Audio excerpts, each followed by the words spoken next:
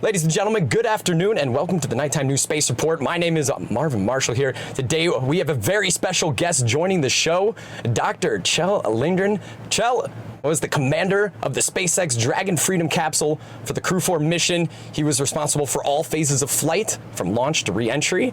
He served as Expedition 67 flight engineer aboard the space station from April 27th through October 14th, 2022, just recently here, this past fall, and this was Kjell's second space flight. Kjell, how are you doing today? Thank you again for taking the time to sit down with us. Oh, I'm doing great and very excited to be talking with you today. Thank you.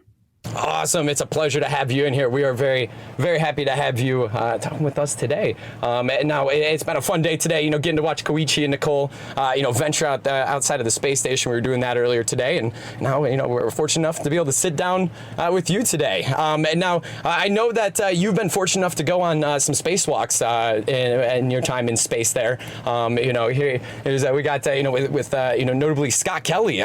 Could you talk about, your first space flight and your first spacewalk, I should say, with Scott? Absolutely. Very excited for Koichi and Nicole. It is an extraordinary experience to get to do a spacewalk, and so very excited for Nicole to have that first opportunity. So my first mission was back in 2015. I flew on the Soyuz capsule launching out of Kazakhstan to the International Space Station to join the crew of Expedition 44 and 45. And that was really kind of the midpoint of Kelly's one-year mission. And really, it was an honor to be a part of that scientific endeavor. I got to do my very first spacewalk. In fact, it was Scott's first spacewalk as well. He's a spaceflight veteran, had flown in the space shuttle a couple of times, commanded the space shuttle, and was on his second space station mission. But this was his first spacewalk, our first spacewalk together. And it is an extraordinary thing to put on that iconic spacesuit and to prepare yourself physically and mentally for going outside of the space station. Kind of like in The View to, we all know what the view from space looks like. We have personally sent down photos and video, and there's an order of magnitude difference from seeing one of those photos and then actually looking out one of the windows we have on the space station, seeing that with your own eyes. Could imagine. That difference is just about the same difference of looking out a window and then actually being outside and experiencing low Earth orbit.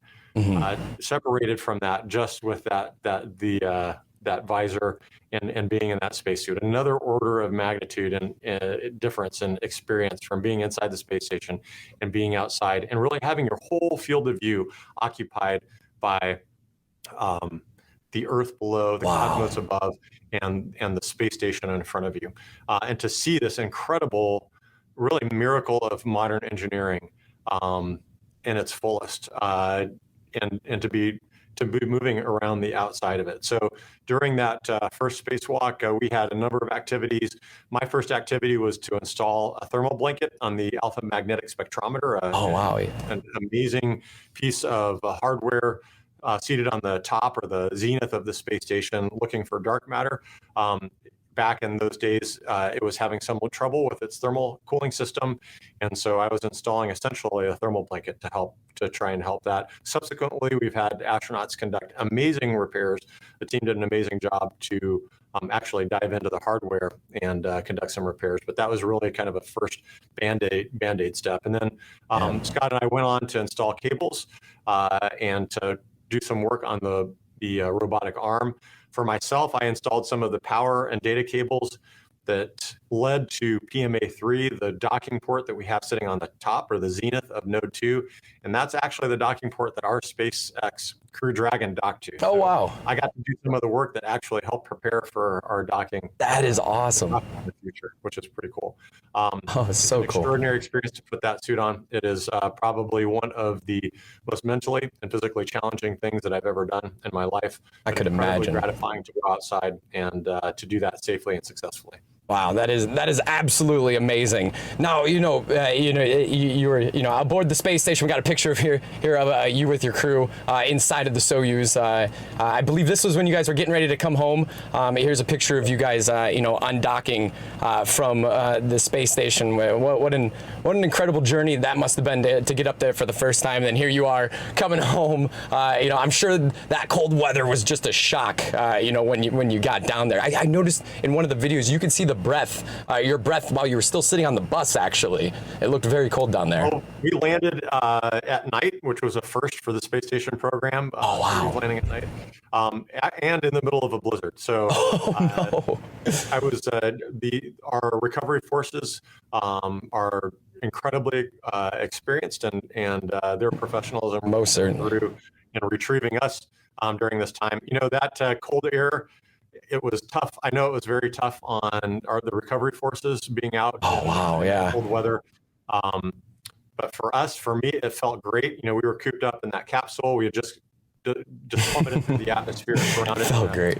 In a curtain of fire and plasma, and so the thermal control system works great. We were comfortable, but having that first breath of fresh cold air was an extraordinary thing, and they took great care of us. They kept us warm. So for me, it wasn't really an issue. That's awesome. Now, so moving on to like 2022 here, we got a picture of the amazing Crew-4 here, and now I know you didn't end up going the pilot route. You went the doctor route, and despite not being a career pilot, I think it's pretty amazing that you ended up becoming the commander of a pretty amazing craft, if I do say so myself. It's so awesome. What did it mean to you, to be selected as the commander for Crew-4?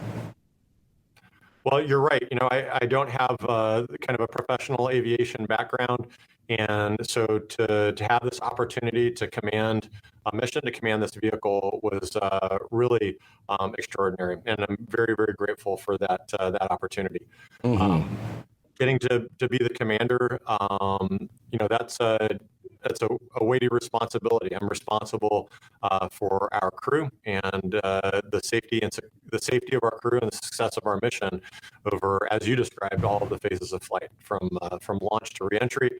But really, that job begins even months, if not years beforehand, as we are training, making sure that our crew has all of the skills, the experience, the knowledge, proficiencies necessary to not only conduct our SpaceX mission successfully, but really, as we're on the space station as well, making sure that our crew has everything that we need to be successful. And so really an honor to get to serve in that role and to get to be a part of this extraordinary group that got to fly, but even the larger group with our training partners at SpaceX, our training partners at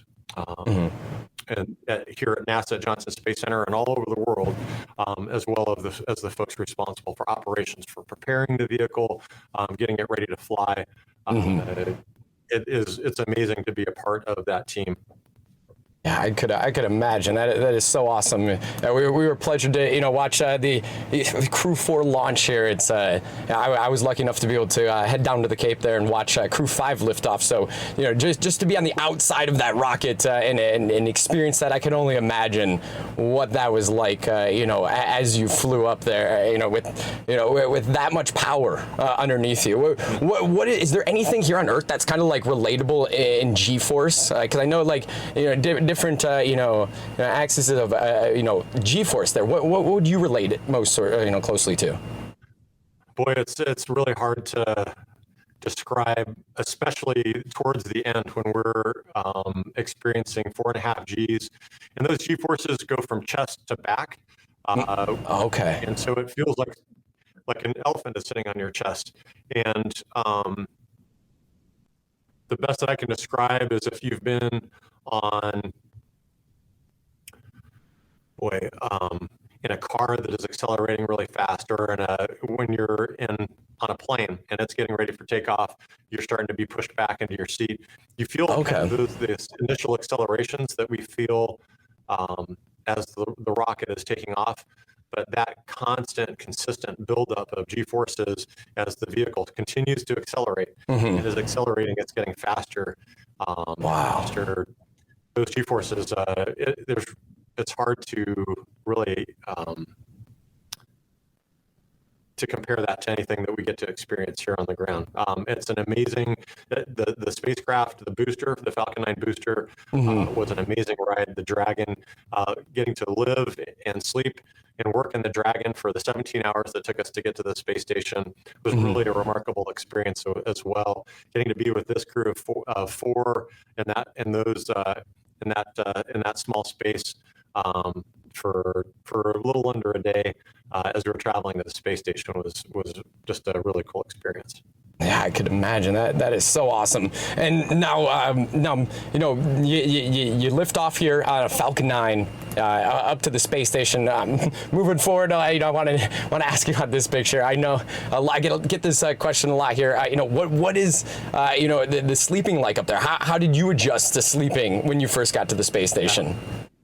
Yeah, so it can be a good difficult adjustment initially because it's different, but I think most of us sleep really well once we get to sleep and get used to it. You sleep really well up there, and so you can see this picture. I'm in my sleeping bag. We are in our sleeping bags in our crew quarters, which is about the size of a small closet, or if you know what a phone booth is or was, it's about the size of a phone booth. And so some people will bungee cord their sleeping bag to the wall. And so once you get in, you kind of feel the pressure on your back that mimics maybe a little bit of what it's like to sleep on Earth. Interesting. I did that for the very first few days of my first mission. I found it to be very uncomfortable. And so then I released myself from the sleeping bag from the wall and would just free float in my crew quarters. And for me, that was the best. It feels, there's no hot spots, there's no pressure points. It feels like you're sleeping on a cloud. And so I slept great. That is awesome. And here I will let's go a couple of these slides here. Now, here we got another picture. Now, you know, there's two questions here, food related. You know, what was the food like on the space station, and what was your first meal that you were able to enjoy when you got back? Was it like KFC? You know, big barbecue? what was the first meal?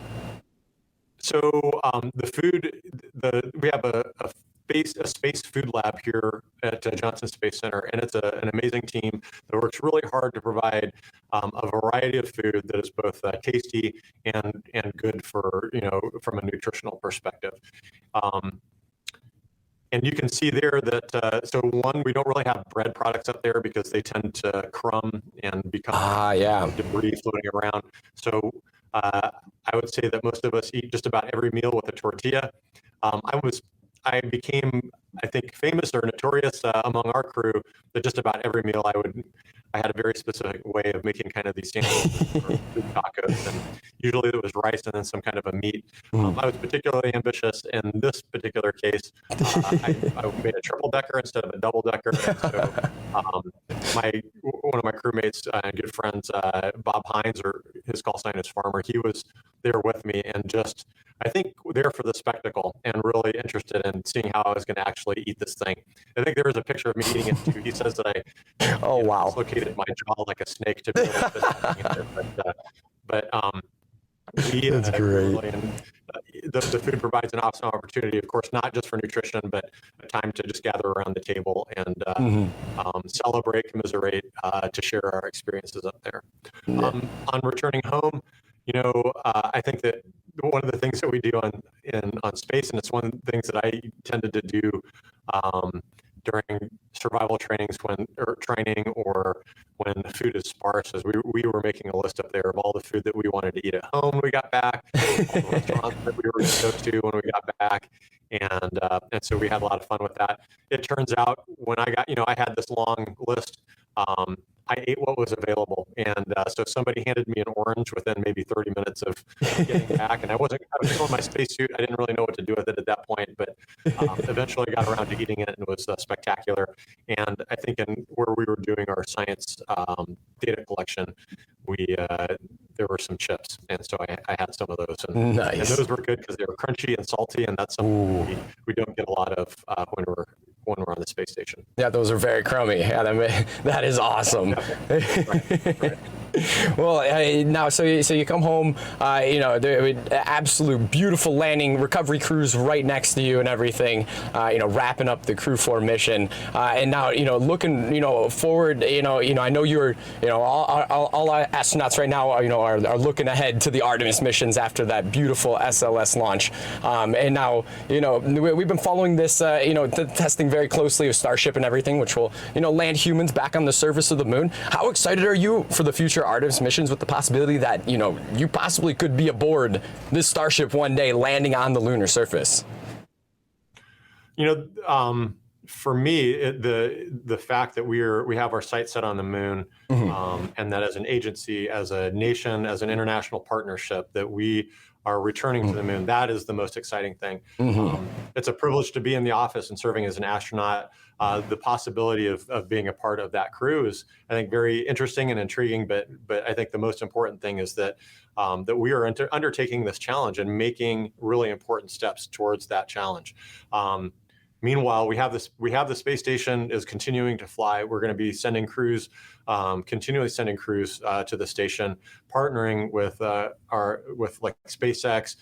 We look forward to getting the Boeing Starliner operational and getting our astronauts to continue to do the research and science that is important to future exploration and supporting our goals with Artemis and our goals to getting to Mars.